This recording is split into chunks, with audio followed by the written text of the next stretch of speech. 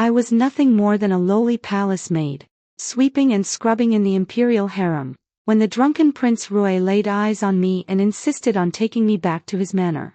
The Princess of Roy felt utterly humiliated, and right there in the palace, she begged the Empress for a bowl of tangerine soup and forced it down my throat. The medicine was so potent that it not only brought my monthly flow on early, but sent it gushing in a torrent. I nearly bled out and died. By the time I'd recovered enough to stand on my own 2 feet, Prince Roy had already found himself a new plaything and cast me completely out of his mind. But lately, some conniving schemer whispered poison into Prince Roy's ear, suggesting he gift the crown prince a concubine who could never bear children, just to spite him. For while Prince Roy was a notorious libertine whose bastards and byblows nearly numbered 10, the crown prince had yet to sire a single heir. And for that very reason, his position as heir apparent hung by the thinnest of threads. The crown prince's brothers had begun to stir restlessly in recent years, and Prince Roy was among them. But he was a fool at heart, and his advisors were vicious. They cooked up this scheme of gifting a concubine to the crown prince, whether he bedded her or not. They could use the crown prince as impotent as their battle cry to drag him down.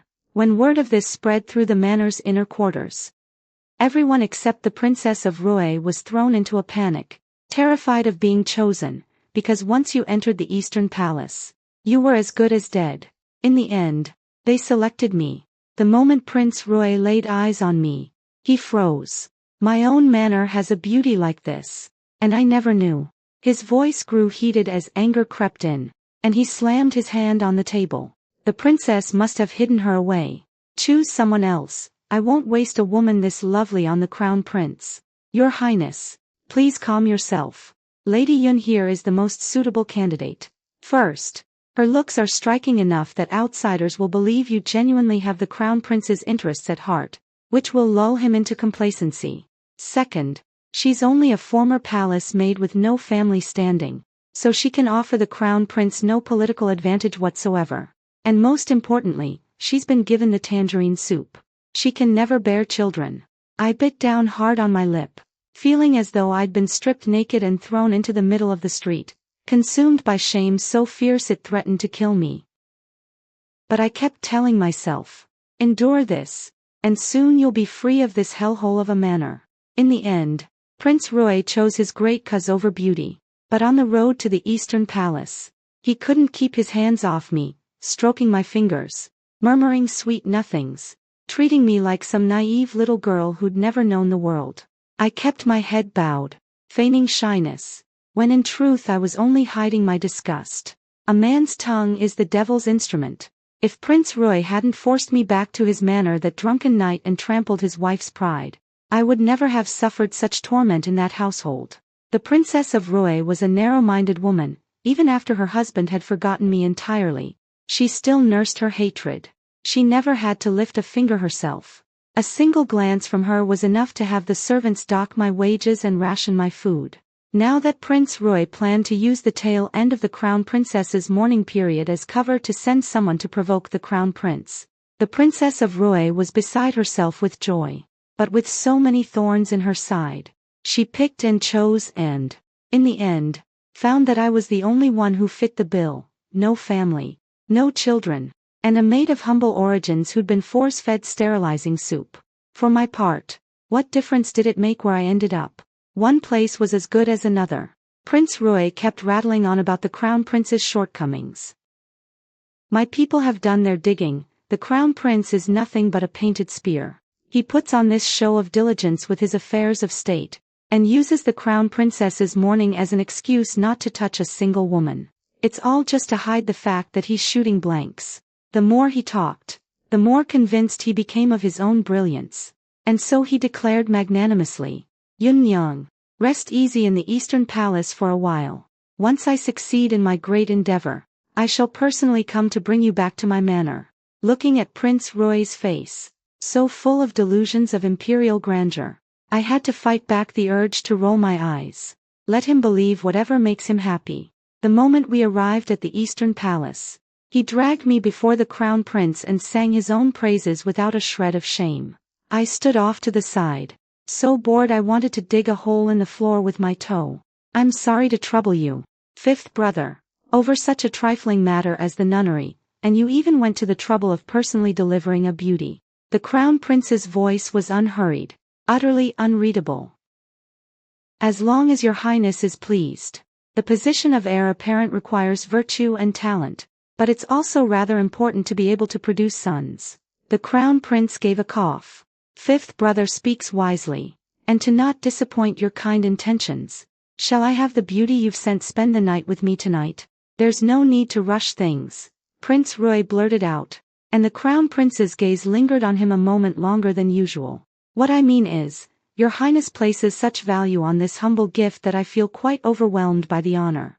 I listened to them trade pleasantries back and forth, and my private assessment of Prince Rui only hardened. Useless. Utterly useless. The moment Prince Rui was gone, I dropped to my knees before the crown prince and swore I would never do anything foolish, never stoop to base tricks.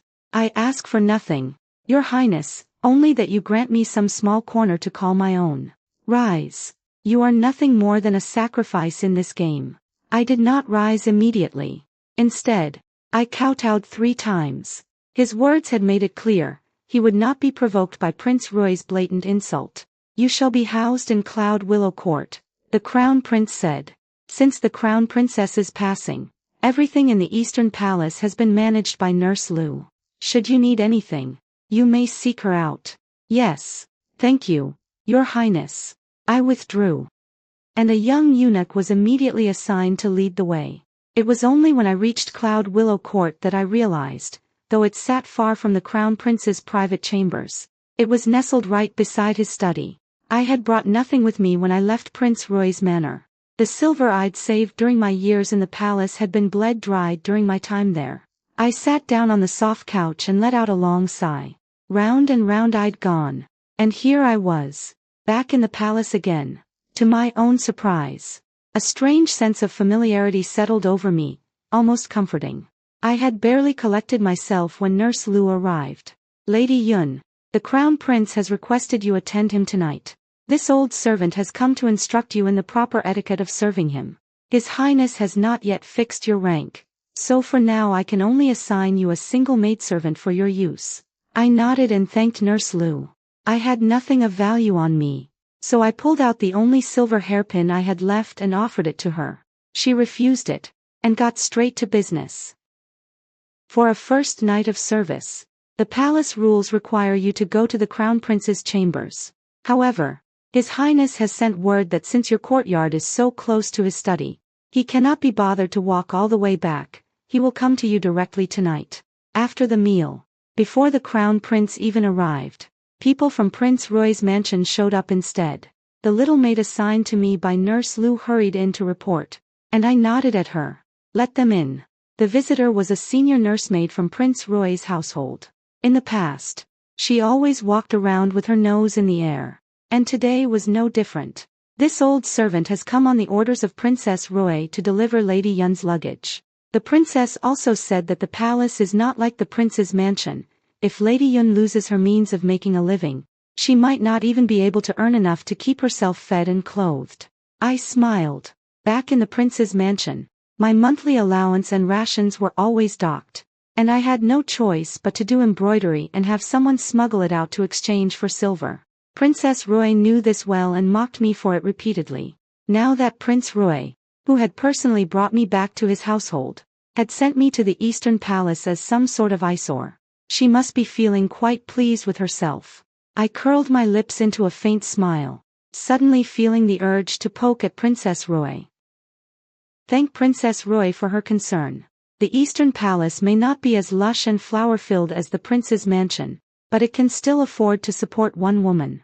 This concubine need not worry about food or clothing. The great garden at the prince's mansion must cost no small sum every day. Surely it won't miss this bit of silver. The old nursemaid's face turned sour. Lady Yun, you really are something. I answered with the same smile still on my lips. Naturally. Otherwise, why would I have been chosen to come serve the crown prince? I suspect I'll only do even better from here on out. The old nursemaid let out a cold, mocking laugh. You, who drank the sterilizing decoction, before she could finish. I closed the distance in 3 quick steps and slapped her right across that wrinkled face.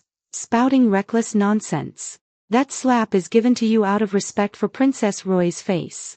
The old nursemaid, accustomed to lording it over others at Princess Roy's side, actually raised her hand to strike back. But then the Crown Prince's voice cut through the air like a blade. Drag this insolent slave out of here. The hand she had lifted halfway dropped instantly, and she fell to her knees. Crown Prince, spare me. The Crown Prince strode in, and that usually gentle face of his now carried a faint trace of anger. The Prince and Princess Roy really are of one mind. Not only do they enjoy meddling in this prince's household affairs, but now they're also trying to discipline the people in my courtyard.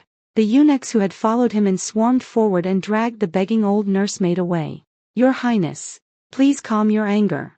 I was about to kneel when the Crown Prince reached out and stopped me. Go bathe. I froze for a moment. I had half expected him to use this as an excuse to get rid of me, this troublesome woman he'd been saddled with. I quickly said yes and let the servants attend to my bath and dry my hair. When they moved to apply incense, I refused. I simply couldn't stand those heavy, cloying fragrances. By the time all that fuss was done, the Crown Prince was already reclining on the bed, lying on his side with a book of miscellaneous notes in hand. I've kept your Highness waiting. He set the book down and looked at me. Those deep eyes of his seemed to hold scattered starlight, carrying a tenderness that was hard to put into words. His skin was even fairer than mine, and his bearing was warm and refined, like a piece of jade carved with the utmost care. Right now, he was beckoning me over. I moved to his side at once, my heart beating a little faster than it should. With a single motion, he pulled me close. His fingertips roamed quickly, and everywhere they touched, my skin felt scorched as if by fire. His hand came to rest first upon my chest, and he even weighed the softness in his palm with evident interest, a hint of satisfaction flickering in his eyes. Fifth brother wasn't exaggerating. The figure is indeed bewitching. In that instant, my ears seemed to ring with a deafening roar, and I was so embarrassed I wished I could crawl into a crack in the floor. Let this prince see whether the rest of you is as honest as he claimed. As he spoke, his hand drifted lower. That the Crown Prince was benevolent and kind was common knowledge, but no one would have guessed he was this bold and forward in private. Fifth brother really is an honest man. I heard him let out a low chuckle above my head, and the heat in my cheeks climbed higher. That's right, after entering Prince Roy's mansion, I had never once been favored by him. That household was bursting at the seams with beauties. Never mind the newly arrived concubines, even the women who had borne him children couldn't get a moment of his attention. Why would he ever remember a woman he drunkenly brought back from the palace one night? Then this prince will gladly accept the gift. His words were gentle, but his actions were the complete opposite, fierce, urgent, and hungry. It was plain to see he had been starved for a long, long time. By the time I was too exhausted to even cry out properly, my eyelids were so heavy I couldn't summon the strength to lift them. But when the Crown Prince got up, lying there seemed far too improper. I gritted my teeth and tried to rise, but my body simply wouldn't obey. In the end, he scooped me up and carried me to the side chamber for a bath. The moment I was lowered into the tub, the scalding hot water washing over me made me feel alive again. I leaned against the edge of the tub, eyes half closed in bliss, and let out an involuntary sigh. But I hadn't even had a moment to enjoy it before the Crown Prince squeezed in after me, turning the spacious tub suddenly cramped. He rested both arms carelessly along the rim, but his body leaned forward, boxing me in completely. Between the rising steam and the pressure of his presence, I barely dared to breathe, let alone lift my head to look at him. But he clearly had no intention of letting me keep my head down. He took my chin between his fingers and tilted my face up. The next moment, I felt a surging tide inside that tub, waves rolling, heat rising, steam thickening until it nearly stole my breath. I felt like prey being cornered, my body tense with wariness, unable to relax for even a moment. And the Crown Prince was relentless, leaving me no room to resist. By the time it was over, I couldn't lift so much as a single finger. A man who'd been well fed and satisfied was a different creature entirely. After carrying me back from the tub, he actually produced a jar of medicinal salve and began applying it to me. "Your Highness, the other places can be endured, but you are far too precious, there's no need to apply it all over." Truly, I used every last shred of strength I had just to burrow under the blanket like a silkworm trying to escape. But he simply pressed one hand flat against my back, pinned my legs with his own, and continued his work. Though I was out of the hot water, my soul felt like it was still boiling in it, probably fully cooked by now. Since resistance was useless, I surrendered to exhaustion. Drifting on that faint, bitter herbal scent, something like grass, with a cool minty edge, I sank into a deep sleep. Whether it was sheer fatigue or the familiar smell of that medicine, I found myself dreaming of the past. To be honest, I was actually the half-sister of the late crown princess. My mother never chose to be the other woman, even after having me. She never once gave up the thought of escaping, but the little courtyard we lived in was always under strict watch. It wasn't until I turned 5 that a lavishly dressed noblewoman barged into our small yard. My father, standing right in front of his legitimate wife, insisted over and over that my mother had seduced him, and that he only kept us around out of pity for the child. My mother was sold off. She got exactly what she'd always wanted. She escaped that yard that had trapped her for so long. And as she left, she didn't even look back at me once. As for me, I was sent behind another set of high walls, handed over to an old woman with a hoarse voice and a white veil over her face. In that courtyard, I had only one name, Medicine Vessel. Every single day, I was soaked in a barrel of medicinal herbs. My skin split open in countless cracks across every inch of my body. The pain was so excruciating it tore through my very soul. And my screams were so shrill they sounded like a vengeful ghost wailing.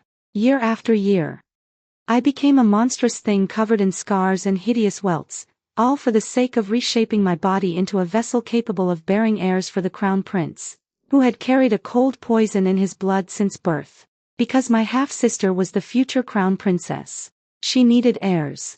But how could someone of her precious, delicate status ever endure such torment? Then one day, a layer of coolness spread over my burning, cracked skin, bringing me a trace of relief I hadn't felt in a long time. "It's useless. Tomorrow there will be new cracks."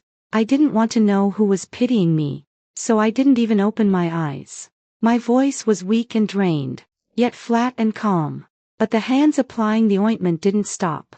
They stubbornly kept spreading the salve over every wound they could see. The faint scent of medicinal herbs drifted through the air, a bitter, grassy note with a sharp hint of mint mixed in.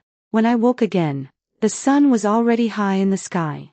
I tried to get up, but my limbs were so weak they wouldn't obey me. I flopped around helplessly like a fish out of water, and in the end, I could only accept reality and lie there, unable to move. "Consort, you're awake." "Consort?" I blinked, genuinely surprised. Given my status, it would have been perfectly normal for me to be made a mere concubine or even given no title at all. The crown prince was being generous, he'd actually granted me the rank of a secondary consort. "Why didn't you wake me? What kind of concubine stays in bed while the prince has already risen?" "The crown prince gave orders before he left, telling this servant not to disturb your rest, consort." Him.A was young and very obedient. She really hadn't called me. I understood. Then, just then, I heard a commotion outside, sounds of people coming and going. "What's going on out there?" "It's eunuch Fu, who serves the crown prince. He said the prince's bedchamber is too far from the study, and he'd like to rest directly at Cloud Willow Court during the midday break. So he brought people to set up the study and deliver some of the prince's everyday clothes." I was stunned for a moment. The crown prince was planning to stay at Cloud Willow Court permanently. Even if this was just a show for the outside world, he didn't have to sacrifice himself to this extent. "Go fetch Aunt Lu and have her bring the head maid assigned to me. Let the prince's people handle the rest." "Yes, consort."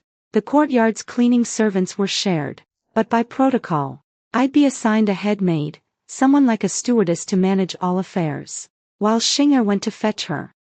I sat on the bed and gathered my composure. "Consort, she's here," Him.A called out before entering. I looked up, and the moment I saw who it was, my body trembled slightly. but only for a fleeting instant. This servant is named him.A. I pay my respects to the consort. From now on, all affairs of Cloud Willow Court will be in your hands. Yes. him.A lowered her head, looking perfectly submissive. Xinger, you may go. I have some matters to discuss. The moment him.A sent Xinger away, she immediately raised her head. Her lips were smiling, but her eyes were already brimming with tears. Yunner. She grabbed my hand and looked me over from head to toe. Thank heavens. You're alive. Just thinner than before. I smiled. him.A, how did you end up in the Eastern Palace? Word that Prince Rui sent people to the Eastern Palace spread all over town yesterday. I knew the one being sent was you, so I pulled some strings to get assigned here. The other maids were thanking me profusely for it. I let out a sigh. You really shouldn't have come. You know who I am. This place isn't. Why isn't it? She cut me off. If you hadn't delivered those things in my place, you wouldn't have been cornered by Prince Rui. The one who'd have been forced to drink that sterilizing brew and suffer in Prince Rui's mansion would have been me. How could I just stand by after such a debt? Yunner, your suffering has finally paid off. Paid off? I tugged at the corner of my mouth. It certainly seems that way. The Crown Prince was to have his midday meal at Cloud Willow Court. When mealtime drew near, I went to stand at the entrance early to wait. This concubine greets your highness. The Crown Prince stepped forward and pulled me up, his fingers brushing the stray hairs on my forehead. The sun is too harsh. Don't wait out here in the future. Yes, dining with the Crown Prince was, in a way, a treat for me. I got to enjoy all the fine food while also attending to him. My eager attentiveness drew his gaze more than once. I lowered my head, a little embarrassed. Does your highness not care for it? The Crown Prince withdrew his gaze and, savoring the fish I'd placed on his plate, said nothing. After the meal, the Crown Prince sat to the side reading. I picked up a measuring tape and hesitated for a moment before stepping forward. Your highness treats me so well. I wish to repay your kindness. But I'm not clever. I don't know how to do much else. I'd like to make a few sets of casual robes for you. Something comfortable to wear. A faint curve formed at the corner of the Crown Prince's mouth. His expression was unusually relaxed, even carrying a hint of pleasure. He set down his book, walked over to me, and spread his arms wide. Measure away. At first, it was just ordinary measuring. But soon, the atmosphere shifted. I was concentrating on measuring the prince's waist when a force suddenly wrapped around mine, pulling me forward. I tumbled straight into his embrace. Does it still hurt? A voice came from beside my ear, low and restrained. I buried my head in his chest, my voice muffled and small. Your highness's medicine last night worked very well. A soft laugh sounded from above my head. Then I was scooped up in his arms. Then come keep me company while I work off this meal. The sun outside blazed down with relentless fury, the summer heat oppressive and unforgiving. Inside, the temperature was no kinder. A hand, calloused, not soft, marked by years of hardship, trailed over the Crown Prince's firm, well-built muscles, sliding downward inch by inch until it reached the small of his back. There, it found a scar. Long, jagged, spanning nearly half his waist. The texture of it rough and grotesque beneath the fingertips. That scar. Something flickered in my mind. A half-formed memory just out of reach. But before I could grasp it, my wrist was seized and pinned above my head. Then his movements turned fiercer, more consuming, dizzying, intoxicating, until all thought dissolved and there was nothing left but him. We are weak now, so we are at others' mercy. But we won't stay this way forever. We will grow. We will seize every chance to climb. And when we've climbed high enough, no one will ever control our fate again. No one will trample us underfoot like ants. The youth always wore a mask, but his eyes burned with defiance and ambition. On the small of his back was a scar that had nearly sliced clean through his waist. Hideous, brutal, unforgettable. The Crown Prince's health has fully recovered. Do you know what that means? Year after year, the old woman's back grew more hunched. She stood before me, her eyes carrying the same bitterness and regret. All these years of my work. I refused to accept it, but the imperial city was never short of bitterness. and human life was the cheapest thing within its walls. Next life. Pray you're born to better parents. She gripped my chin, forcing the poison in her hand toward my throat. She refused to accept it. Did I accept death so easily? The ones who turned me into a monster still sat high above, draped in silk and finery, while I was supposed to die like an ant. Why? What right did they have? In the struggle, I lunged, yanking the hairpin from her bun and driving it into her throat with a speed she never saw coming. Even now, I could still recall the scalding heat of her blood spraying across my face. She clutched her gushing neck, wheezing and gasping, fighting to force out words that would never come. You once praised me for my endurance, for my will to survive. Day after day of torment had stripped away every sensation in my body, only for them to slowly, painfully return once I had adapted. When the flames finally consumed that remote little courtyard, I thought I had found freedom. But when I pushed open the gate, I realized the truth. I had been trapped inside the palace all along. The courtyard was just a smaller hell within a larger one. The cold palace burned to the ground, and I slipped in among the reassigned maids, landing in the sweeping and cleaning corps. From that day on, I never saw that youth again. He told me once that from birth, he was meant to be nothing but another's shadow, alive, yet without even a name. So the crown prince had never truly recovered. He had simply activated a contingency plan. A sharp sting jolted me back to the present. The embroidery needle had pricked my finger, drawing a bead of blood. Panic flickered through me. I couldn't let a single drop stain the half-finished flower pattern, so I quickly brought my finger to my lips. And in that instant, a name surfaced in my mind. I'm going to start climbing too. Consort Shu. Someone from the Empress's palace has arrived. She says Her Majesty wishes to see you. I turned to see Yin Shui's barely concealed anxiety. Understandable. The scandal of Prince Rui gifting his concubine to the crown prince had spread like wildfire. A summons from the Empress now could only mean trouble. I smiled. There's nothing for it. When the Empress summons you, you go. I'll deal with whatever comes. When soldiers arrive, we send generals. When the flood rises, we build the dam. This path was never going to be smooth. After dressing and tidying myself, I headed straight for the Empress's residence. Consort Yun, wait outside. The summer heat had only grown worse, and the stern old matron left me with those words and never returned.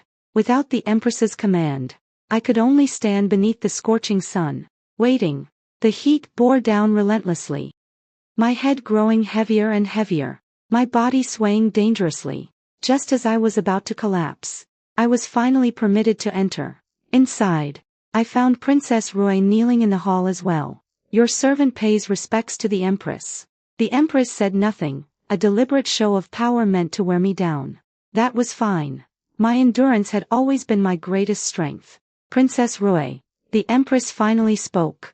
When Prince Rui asked me for a palace maid, I granted his request despite my reservations. You, feeling slighted, begged me for the sterilizing brew, and I did not refuse you either.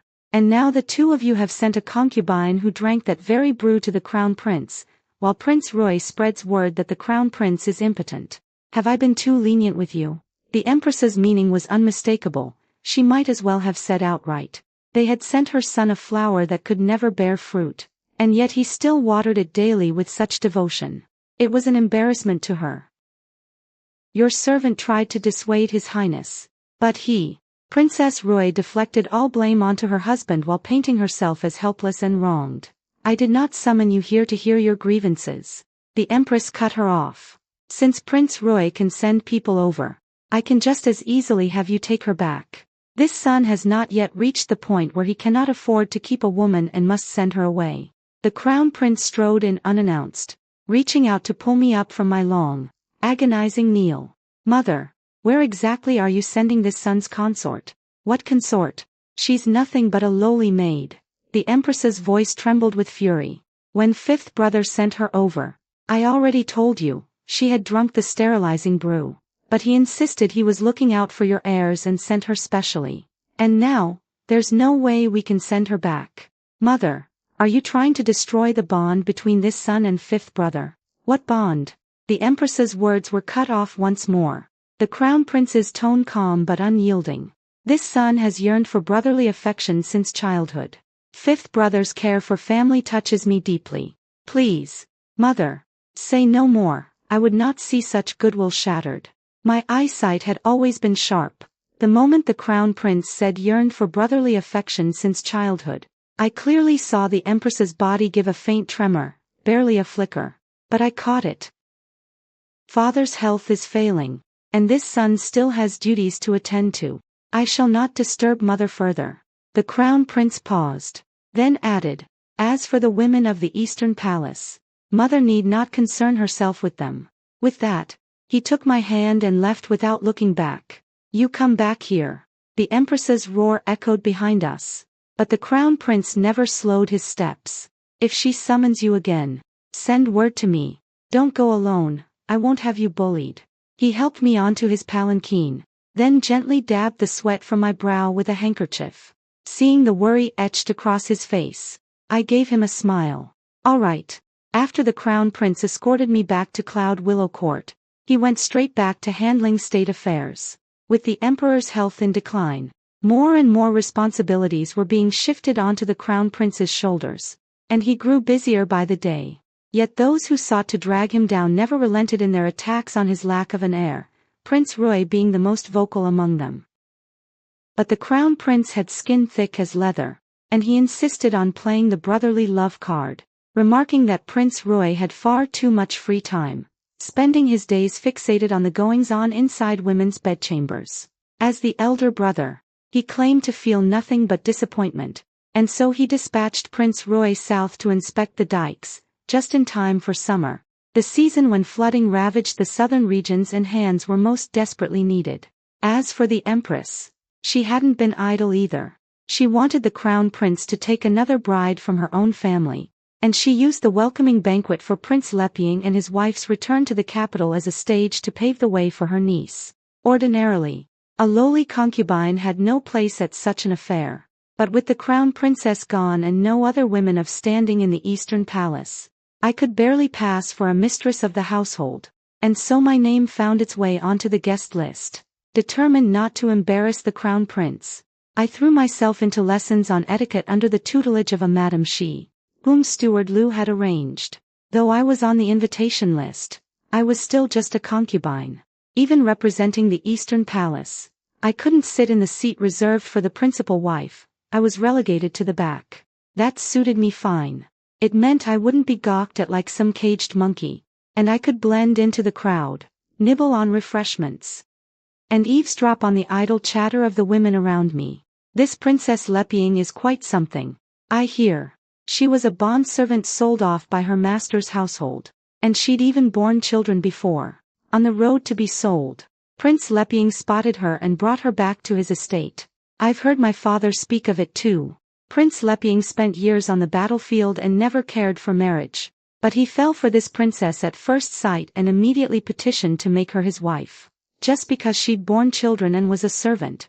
The ministers all objected. He even argued with them right in the imperial court. Then how did she end up as the princess? Word has it she gave birth to a pair of twins, a boy and a girl, and Prince Leping used his military merits to petition for her title. What a fortunate woman. Speaking of which, isn't there also a favored concubine in the crown prince's palace? I was enjoying the gossip immensely, never expecting the conversation to swerve and land squarely on me. She's not as lucky as Princess Leping, I'm afraid.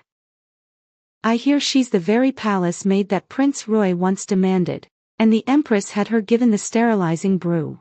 And today, the Empress has brought her niece along. Apparently she was raised outside the palace and brought back specifically for the crown princess position. I picked at a pastry, lost in thought, so my own father hadn't changed his ways after all. Why hadn't his legitimate wife played the sell-off-the-servant card this time? I was still mulling it over when a eunuch's shrill announcement cut through the air. Her Majesty the Empress has arrived. We pay our respects to Her Majesty the Empress, and to Her Highness Princess Leping. Everyone knelt in unison. Rise. The Empress's voice was flat. As everyone stood, many eyes fell upon the woman at the Empress's side, and more than a few sharp intakes of breath slipped out. Drawn by the commotion, I turned to look, and found myself utterly transfixed. There was no other way to put it. This woman was the spitting image of the late crown princess. This is my niece, whom I've just brought back to the capital. Her name is Ning. The empress made the introduction. The moment I heard that name, my eyes narrowed involuntarily. A surge of inexplicable rage, a maddening urge to tear everything apart, rose from the depths of my being. The ladies clustered around the empress immediately began showering Ning with praise, puffing her up until she seemed to float. Auntie, I heard that the crown prince's concubine is also here today. Ning asked with feigned curiosity. The empress's smile dimmed a fraction. Your cousin is being foolish, insisting on letting a mere concubine represent the Eastern Palace. It's only because the Eastern Palace has no proper mistress right now that creatures of any stripe are allowed to fill the gap. The empress's displeasure was written plainly across her face. Yet Ning seemed eager to use this moment to carve me up, utterly disregarding who the banquet was meant to honor. The Ning family has always upheld strict discipline. Surely Her Highness Princess Leping, with her noble origins, must find such ill-mannered behavior distasteful. Even if my cousin let her represent the Eastern Palace, how dare she not come to pay her respects to the princess? If word of such rudeness got out, wouldn't it embarrass my cousin? She's just a concubine. After all, she ought to spare the princess the disgrace of her presence. The empress and Ning played off each other, their contempt and disdain laid bare for all to see. I was once a concubine myself. Princess Leping spoke suddenly, her voice gentle yet carrying weight. Since the crown prince has seen fit to have this concubine represent the Eastern Palace, she deserves the proper courtesies. I hold no objections. Her words carried a subtle defiance toward the empress, and the empress's face immediately stiffened with barely concealed displeasure. Concubine Yun, come out here at once, lest anyone say the Eastern Palace has no manners. The empress commanded, her voice low and hard. In that instant, I became the center of attention. With so many eyes boring into me, my heart hammered against my ribs. The women who had been gossiping beside me moments ago looked as if their jaws might hit the floor, faces pale with shock, not daring to meet my gaze. I rose, walking slowly to the front, and offered my respects to Princess Leping. This humble one, of the Yun family, pays respects to Her Highness Princess Leping. My status is lowly, and so I awaited Her Highness's arrival from a distance, not out of neglect but out of deference. I beg Her Highness's forgiveness. My words came out unhurried, clear-headed, and composed. No one could find fault with them. Concubine Yun, raise your head. Princess Leping's voice was warm, and something about it struck me as faintly familiar. I lifted my head slowly, and another wave of gasps rippled through the crowd. Those nearest me blurted out without thinking, "How are you, mother? This elder sister looks just like you. Could she be the sister you and father have been searching for all these years?"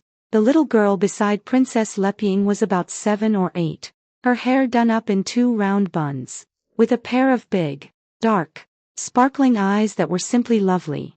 Princess Leping reached out and tousled the girl's hair, then turned her gaze to me, and her eyes suddenly welled with tears. Her voice caught as she said softly, "Mother thinks so too." She dabbed at the corners of her eyes with her handkerchief, then offered the stunned empress a gentle smile. "Do forgive me, Your Majesty. I was overcome."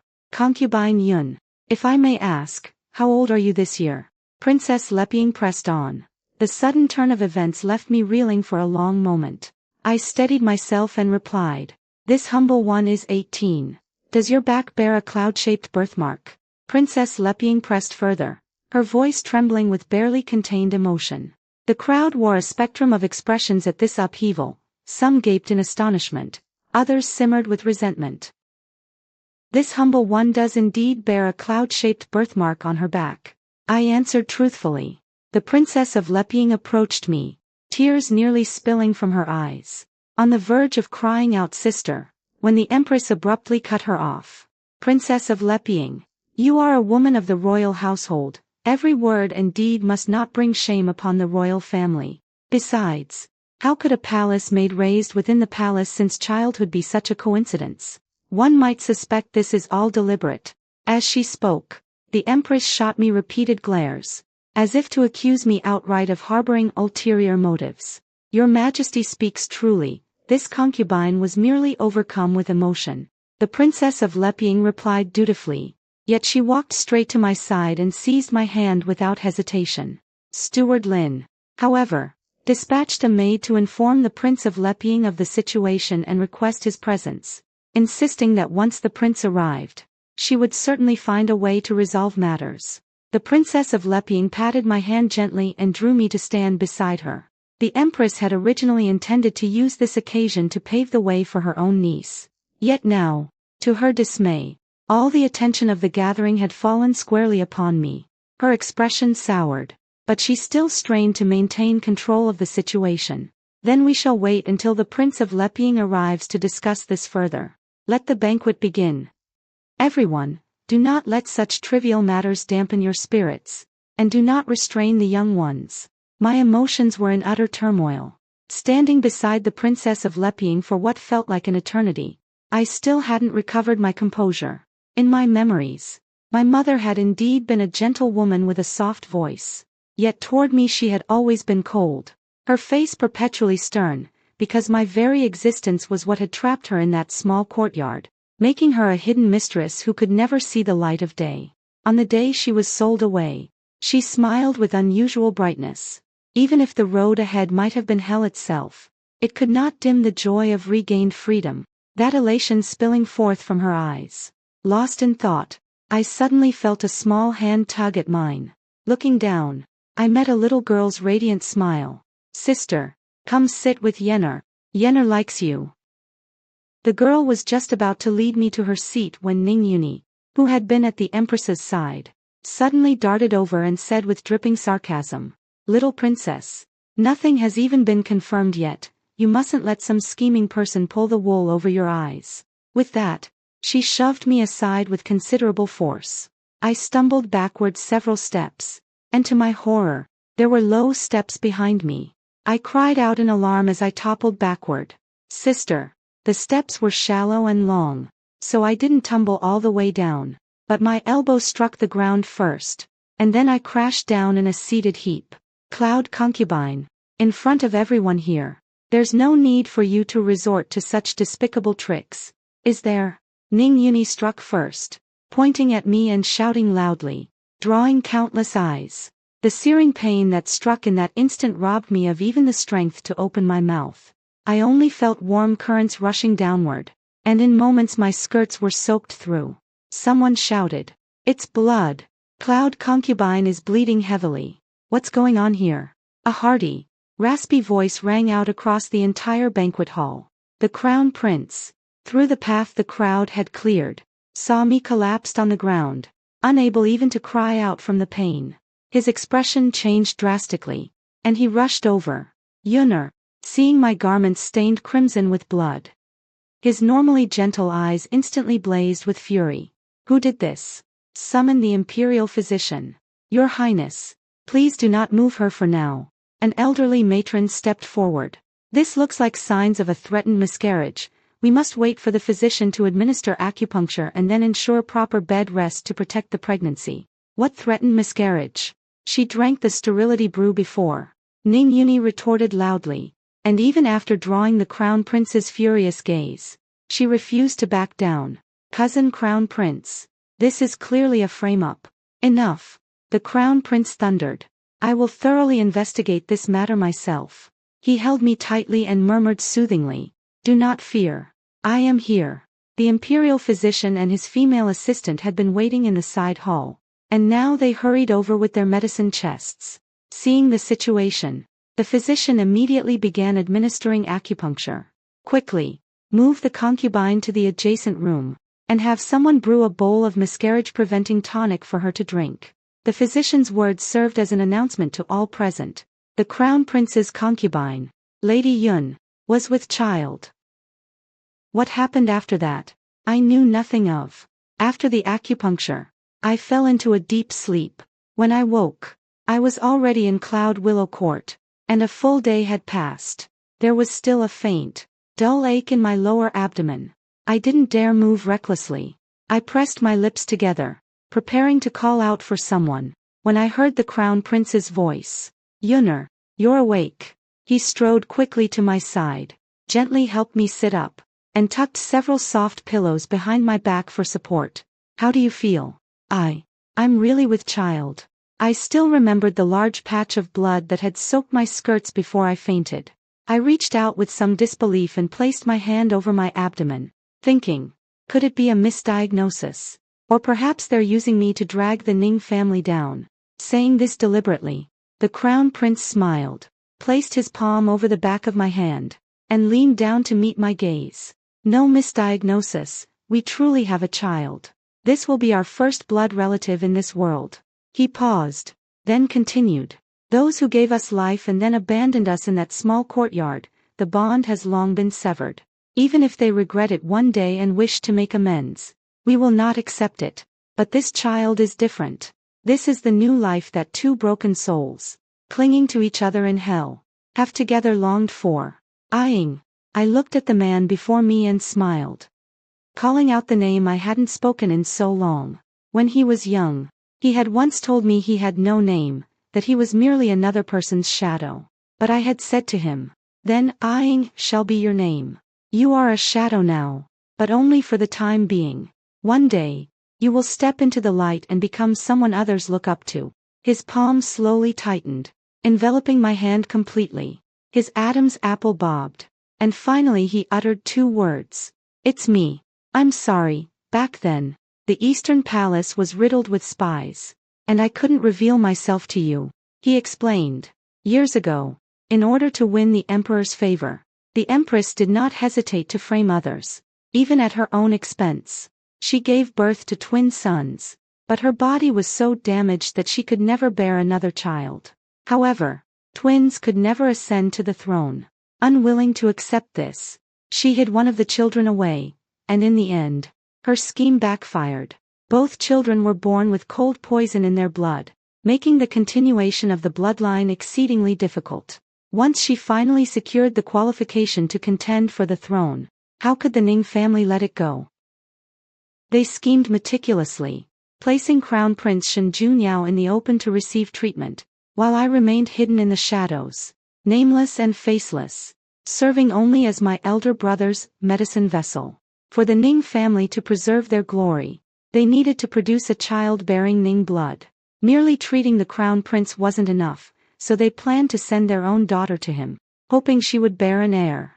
As he spoke, he kept watching my expression closely, afraid of distressing me, but I continued on during his pause. The Ning family wanted wealth and glory, yet feared their daughter might fail, or that something might go wrong in childbirth, leaving them to reap what another had sown, so they sent a niece in her place. It's even possible my very birth was meticulously calculated by the Ning family. Yunner, looked at me nervously. Don't worry, that's all in the past. I soothed her. Just as you said, we'll grow up eventually. If they can't control us for a lifetime, they'd better be prepared for us to strike back. They can't keep sitting up there, enjoying their wealth and splendor forever. At the very least, before this child is born, they all have to die. I know. Rest assured, before the child arrives, every obstacle will be cleared. By the way, who is that woman bearing my name, looking exactly like the former crown princess? Didn't Ning Yunxi die of illness? At the mention of Ning Yunxi, the man let out a derisive snort, contempt dripping from his eyes. The Ning family truly are a bunch of cowards who fear death above all. When he uttered the word elder brother, a flicker of pain crossed his eyes. When he mentioned that one, Ying's voice inevitably took on a tinge of sorrow. He had been fighting against it all along too. The Ning family never even intended for him to recover. They falsely announced he was healed, wanting him to dismantle every contingency he prepared, especially the carefully prepared vessel for bearing children. Before he died, he used the torture chamber to transfer the cold poison into Ning Yunxi. If she couldn't die, she'd at least never bear a child of Ning blood. Speaking of the past, I could only sigh. In their understanding at the time, the prepared vessel was already dead.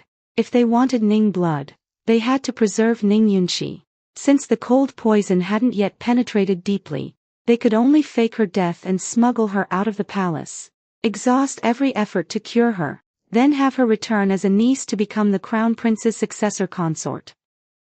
By the time I became Shenjunyao, the Ning family had already laid their plans. They were as arrogant as ever, believing a child raised under strict control, never allowed to see the light, had no right to resist. My existence was simply to bear their bloodline, to be smoothly pushed onto the dragon throne, and to continue the Ning family's glory. That's precisely why they used the one-year mourning period for the late crown princess as an excuse to refuse any woman entering the Eastern Palace, giving me a full year to scheme. The moment the mourning ended, Prince Rui shoved me in under the pretext of heirs. How is that not a twist of fate? Your Highness, Prince Leping and his consort have arrived. Manager Fu's voice sounded at the door, bringing our conversation to a temporary halt. Princess Leping is someone you arranged? I thought of her behavior at the banquet. She truly was my mother, though at this moment she seemed hesitant, as if weighing how to begin. Consider it mutually beneficial. I raised my hand and brushed the back of it against his cheek, finding it somewhat amusing. What's there to be shy about? Mutually beneficial. Sounds far more comfortable than, he searched for her for years. Affection is something cultivated over time, and besides, she never willingly became an outsider's mistress back then. Who could harbor such deep feelings for a child forced into existence?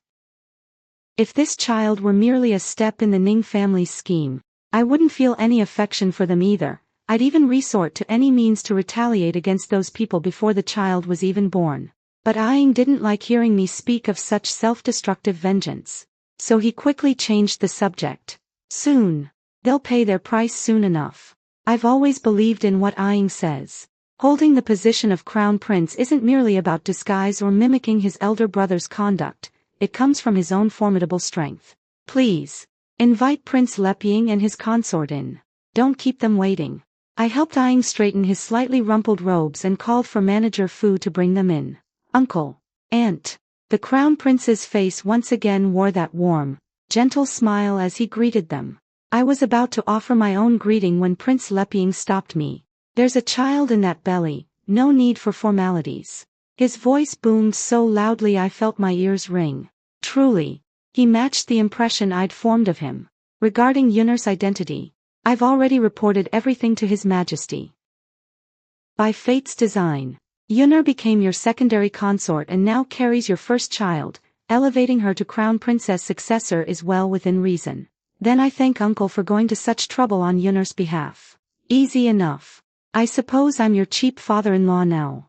Come, let's share a few cups over there and let the ladies have their talk. Prince Leping seemed intent on giving his consort some private time with me.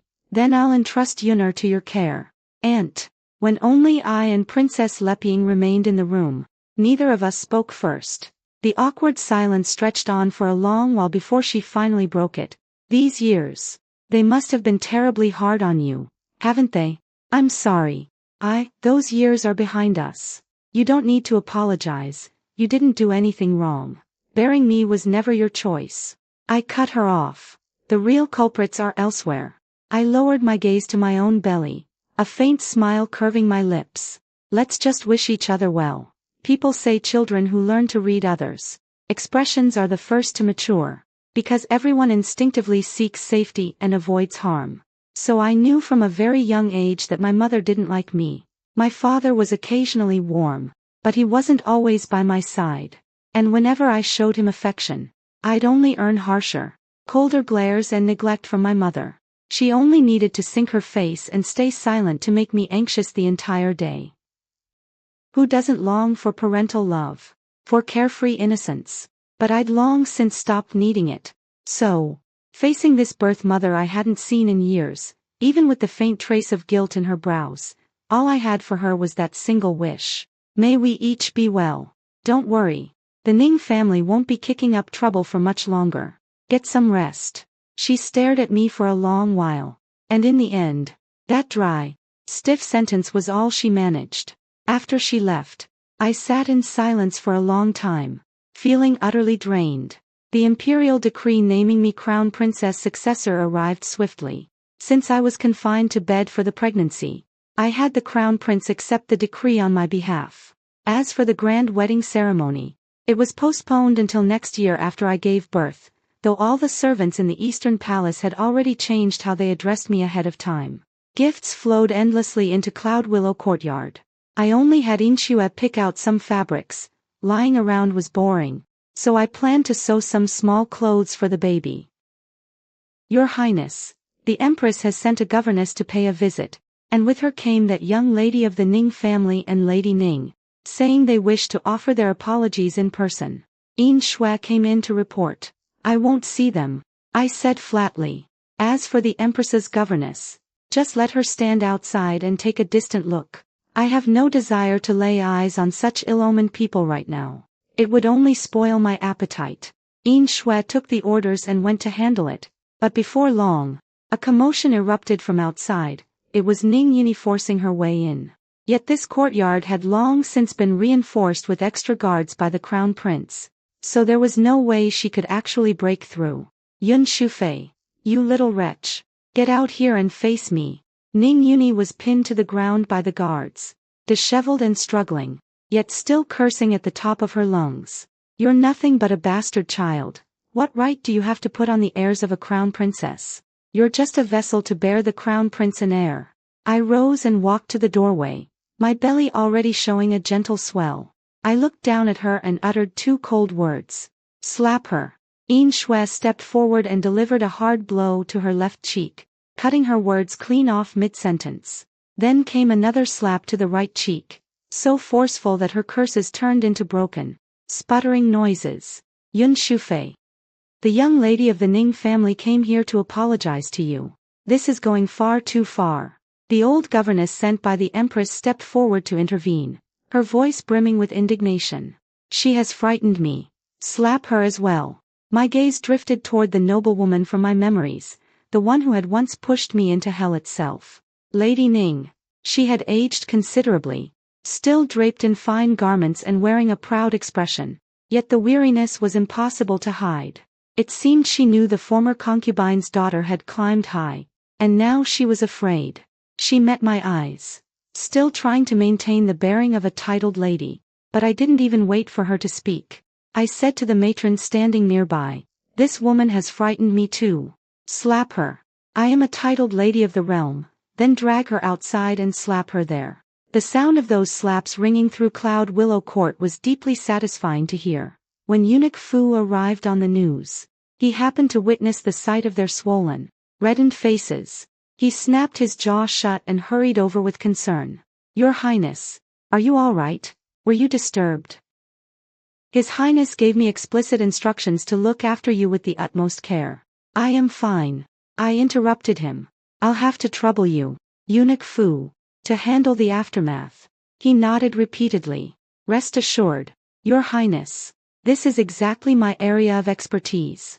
Ning face was swollen beyond recognition, yet she still glared at my belly with eyes full of venom. Young Lady Ning, what are you shouting about here? And how dare you look at Her Highness with such eyes? Careful, I might just pluck those eyeballs right out of your head.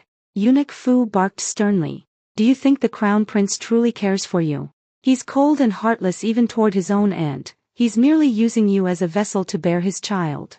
Ha ha ha. I'll be waiting to see the day you give birth to his heir. Drag her away. Drag her away. She's clearly mad.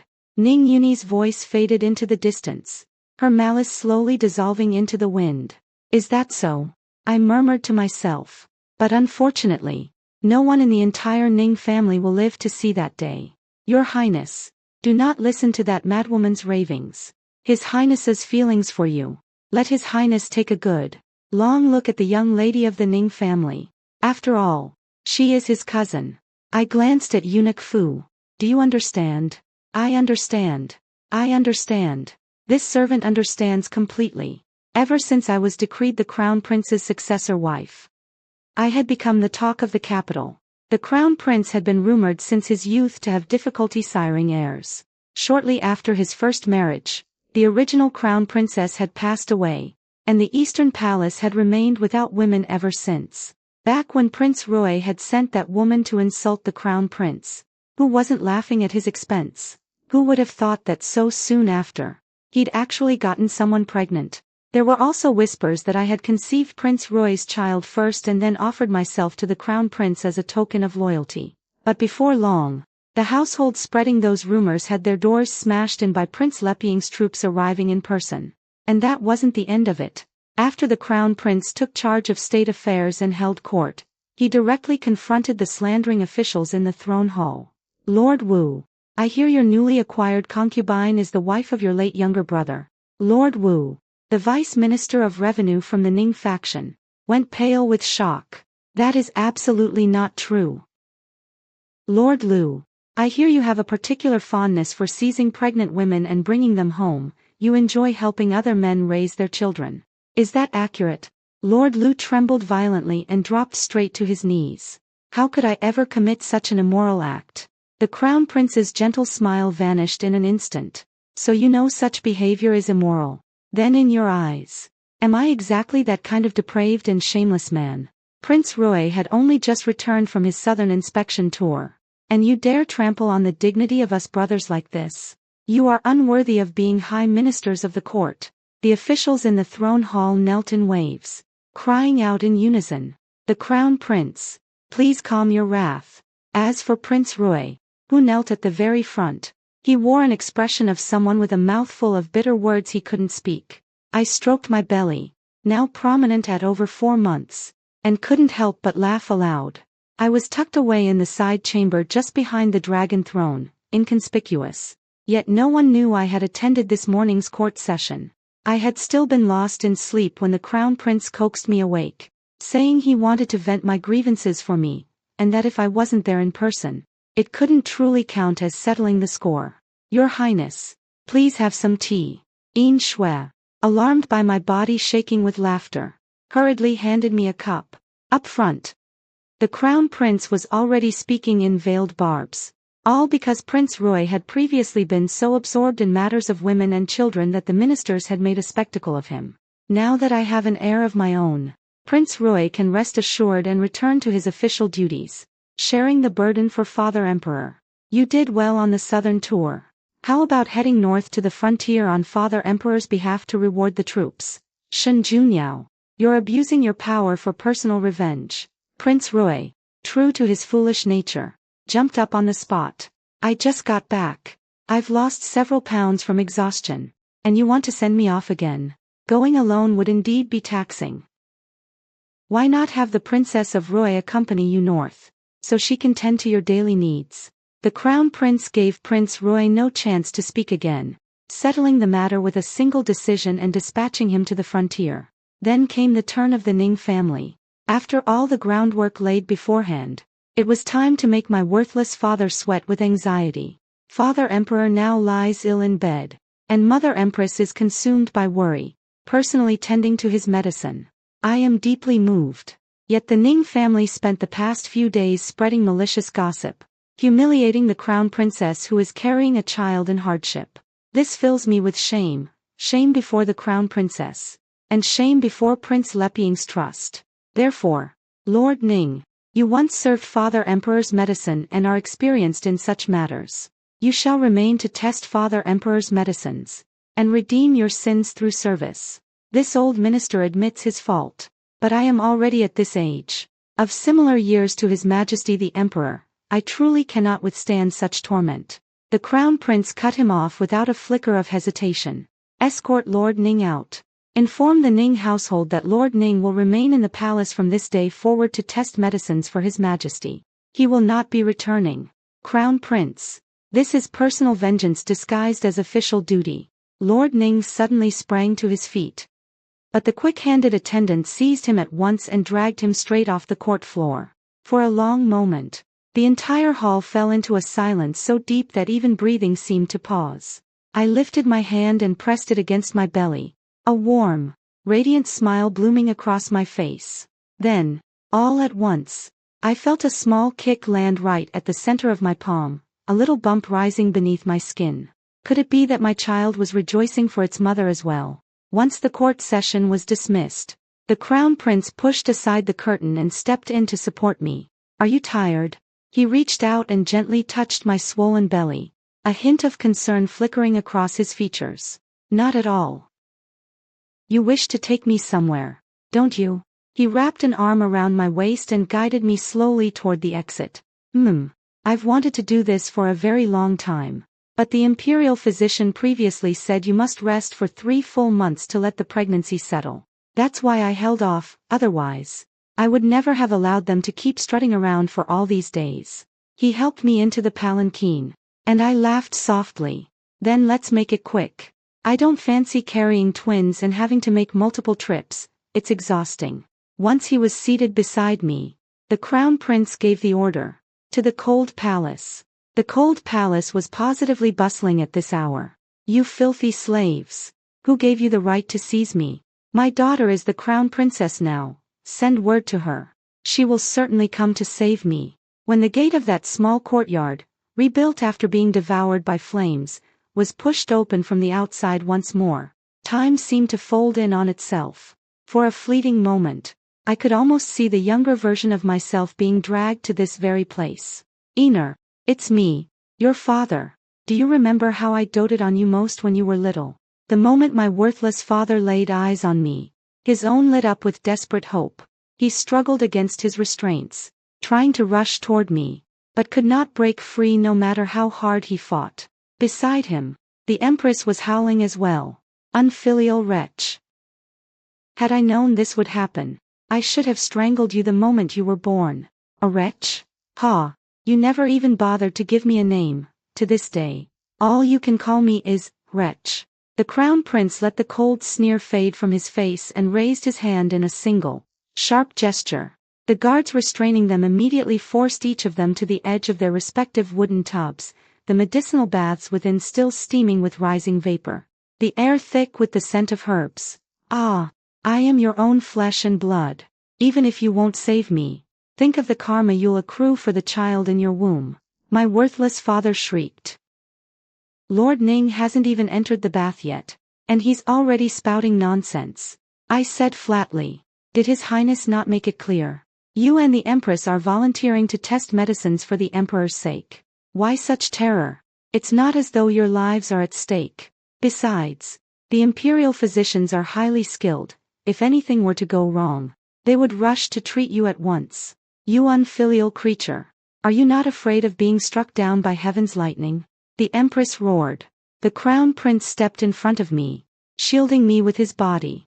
As the saying goes, example is better than precept. Parents are always their children's first teachers. Once you are immersed in this medicinal bath, you will feel every inch of your skin, every bone in your body, as if it is being shattered, reassembled, torn apart, and reborn, over and over. That is the kind of pain she and I endured for 10 years. The Empress and Lord Ning are advanced in years.